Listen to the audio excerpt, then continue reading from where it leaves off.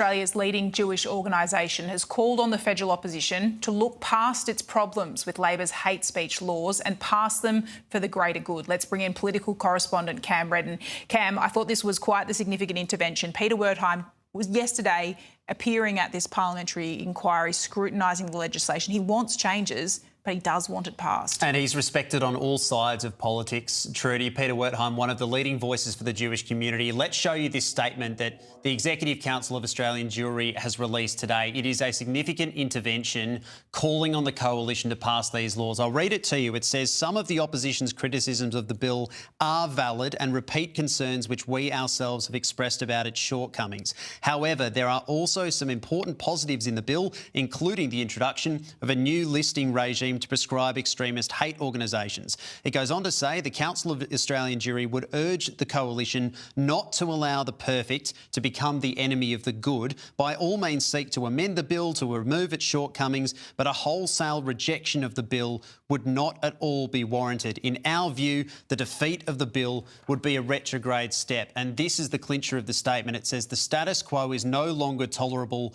after the anti-Semitic terror attack in Bondi. We need legislative reform now, even if it is less than ideal. Peter Wertheim was one of many faith leaders yesterday to raise concerns about this potential carve-out for the quoting of religious texts. He's worried that that might give some cover for hate preachers to continue to use their similar rhetoric. But all in all, the bottom line was he says the laws should be passed. But Susan Lee and the coalition is arguing that at this stage they believe the bill is unsalvageable and they will oppose it. Bridget McKenzie, the first coalition voice, up today responding to this on Sky News a short time ago. She says she hopes that this does not water down the view within the Jewish community that the coalition has their back, but it's my understanding that the coalition leadership had no idea this statement was coming. He is telling the coalition, in his words, don't allow the perfect to become the enemy of the good. Well, Trudy, as you said, it's breaking news.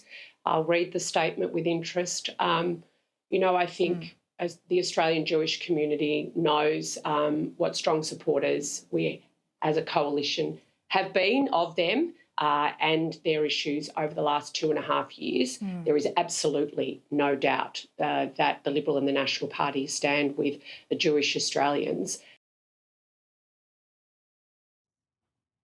So, Trudy, let's have a look at this legislation because the detail is critical here. And even though the coalition says it's unworkable because it doesn't target radical Islam, the government is pointing to this particular part of the bill. This is the rule around hate speech and targeting people because of their ethnicity, their racial or religious or cultural heritage, that would be a crime if anybody feels unsafe or that their safety is threatened or they feel intimidated.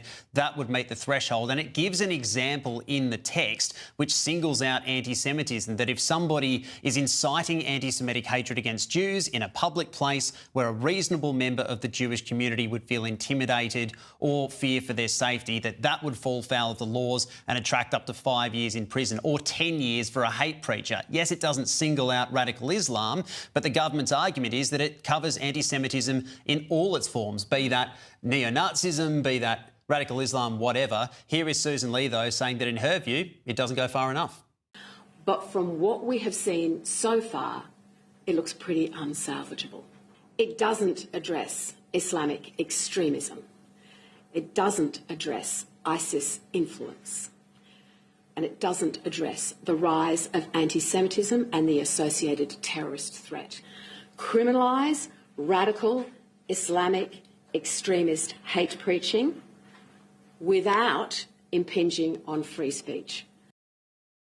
So I put those comments from the Council of Australian Jewry to the opposition leader's office, Trudy. They don't yet have a response because they didn't know this was coming. We are also going to get an update from the Greens in under an hour. They are now framing themselves as the partner of choice for the government to get this through. So has there been some movement on that? We'll know within the next hour. Cam Redden, thank you for the latest there.